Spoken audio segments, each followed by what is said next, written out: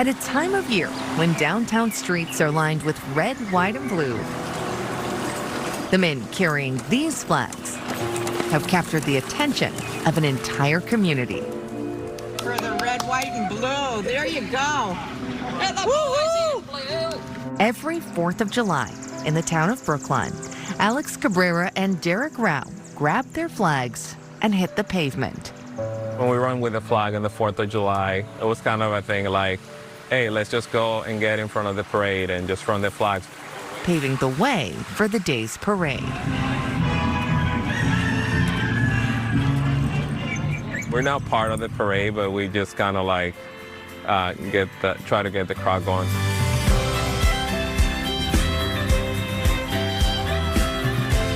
It gets everyone really excited. It's always fun to see the kids that we're running by and kids are going, oh, it's starting, it's starting. From crowded streets to silent, sacred ground, these men run for miles to the final resting place of those who served.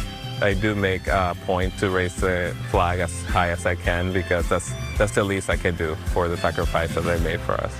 It's a tradition Alex started on Memorial Day of 2020. I had a flag in front of the house and I said, you know, I should go on a run with a flag and that's what I do now. A few years later, Grab and go. he invited Derek to join in. And she felt really happy to get to join Alex and I was like, yep. Grabbed my flag from the porch, we met downtown and we did the flag run together. They run to remember and to remind on Memorial and Veterans Days too. So it all goes back to my time in the military. Is one of the best times that I had in my life. Alex is an Army veteran, inspired to enlist when the Twin Towers fell on 9/11, 1 month after he moved to the U.S. from the Dominican Republic. After I saw that, I decided that I wanted to help in some way. He deployed to Kuwait. What was it like in Kuwait? Hot. Yeah. For a year and a half. I became a citizen while deploying Kuwait. It's one of my favorite stories he told me, by the way. Derek has a different story. So my background is different than Alex's. I can trace my history back to the colonial Americans on my mom's side and 4th generation on my dad's side. Still, both Derek and Alex moved to Brookline within the last 5 years, making them relative newcomers in this small town filled with families that have lived here for generations. But it didn't take long to inspire just about everyone. When you're running with the flag, they wave and, you know, they honk the horn, and the little kids are curious and they want to, you know, they clap. So it's a good sense of community. It's a true pride. It's like actual pride is really knowing that people can recognize the sacrifice and people can recognize what's been done historically. Derek knows one day his 2-year-old will understand, and so will his newborn baby girl. Alex hopes to inspire his teenagers. For him, running is spiritual. A lot of times that's my time to, like, you know, talk to God.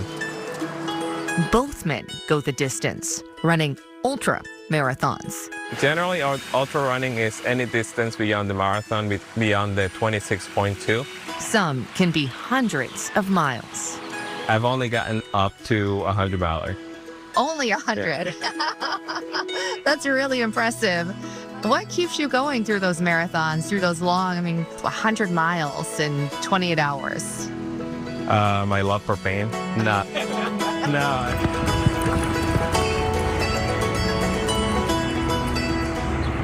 I learned about his obsession with running, and I was like, that's insane, I'll never do that. That's absolutely insane.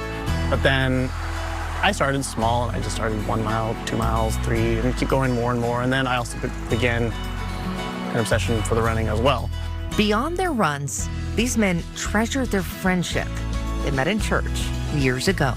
One of the greatest commandments, you know, love your neighbor, care for them, get to know your neighbor.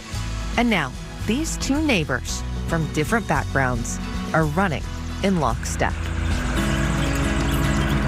That's what I love about America, really, is the fact that it doesn't matter, like, you can meet anyone anyone in America, and as long as you can get the same ideals and beliefs and everything, like you can connect with anyone from any background and groups. I have friends from all over the world, honestly. It's great. Coming together in a small New Hampshire town to honor those who served and remember those who sacrificed.